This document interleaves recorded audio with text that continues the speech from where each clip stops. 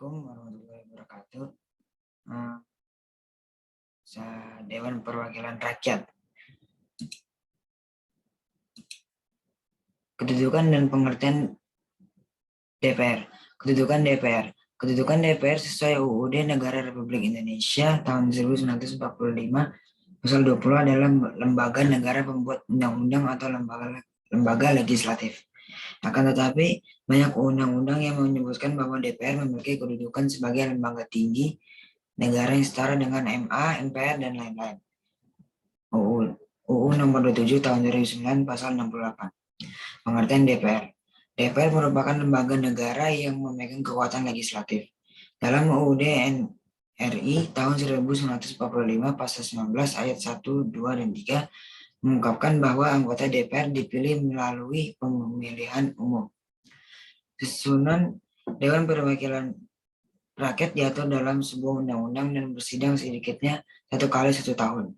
Dewan Perwakilan Rakyat DPR adalah lembaga negara yang mempunyai kedudukan, tugas, fungsi, dan kewajiban. Fungsi DPR. Fungsi legislasi.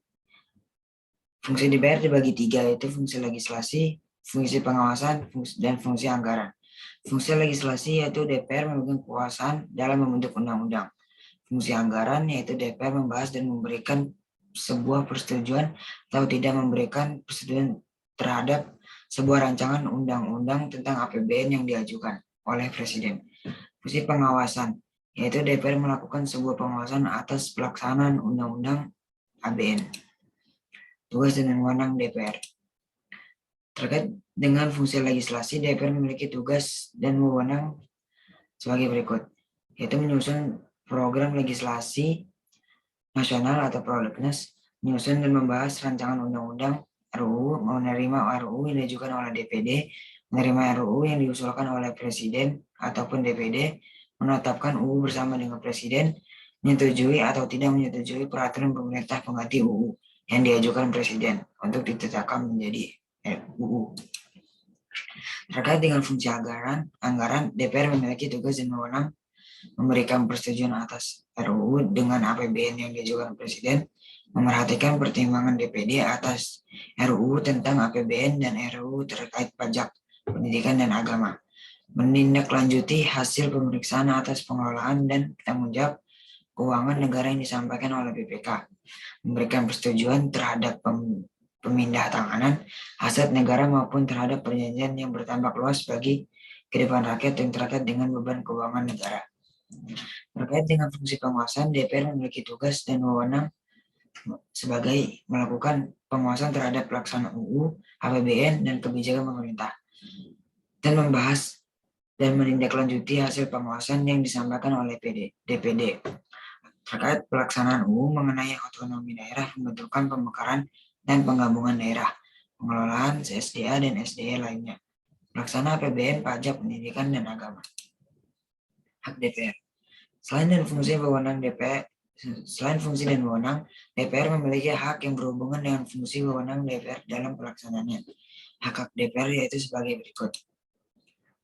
Hak interpelasi, yaitu hak DPR untuk meminta sebuah keterangan pemerintah untuk mengenai kebijakan pemerintah yang penting dan strategis, serta bertambah luas pada sebuah kehidupan masyarakat, bangsa, dan bernegara. Hak menyatakan pendapat, yaitu hak DPR yang dilakukan untuk menyatakan sebuah pendapat atas kebijakan pemerintah dan kejadian dari luar biasa yang terjadi di tanah air dan dunia internasional. Hak inisiatif, yaitu untuk mengajukan sebuah usulan atas rancangan UU. Hak amandemen, yakni hak untuk melakukan suatu perubahan alat suatu rancangan undang-undang. Hak budget, yaitu hak untuk mengesahkan sebuah APBN, RAPBN menjadi APBN. Hak bertanya, yaitu hak DPR untuk bertanya kepada pemerintah atau presiden yang dilakukan secara tertulis. Hak imunitas, yaitu hak yang tidak bisa diganggu-gugat di pengadilan dari hasil keputusan yang dibuatnya. Hak petisi, yaitu hak untuk mengajukan usul atau anjuran serta pertanyaan yang mengenai suatu masalah. Kewajiban DPR. Dalam peranan DPR yang sangat strategis, DPR mempunyai kewajiban yang harus dipatuhi dan dilaksanakan oleh setiap anggota DPR. Kewajiban DPR itu yang pertama memegang teguh mengamalkan nilai Pancasila. Kedua, melaksanakan UUD NRI tahun 1945 dan menaati sebuah peraturan perundang-undangan. Ketiga, mempertahankan dan memelihara sebuah kerukunan nasional dan keutuhan NKRI. Yang keempat, mendahulukan suatu kepentingan negara di atas kepentingan pribadi, kelompok, dan golongan. Memperjuangkan dalam peningkatan kesejahteraan rakyat, menaati prinsip demokrasi dalam penyelenggaraan sistem pemerintah dan negara. Menaati suatu tata tertib dan kode etik, menjaga etika dan norma dalam hubungan kerja dan dengan lembaga lain. Sekian, terima kasih.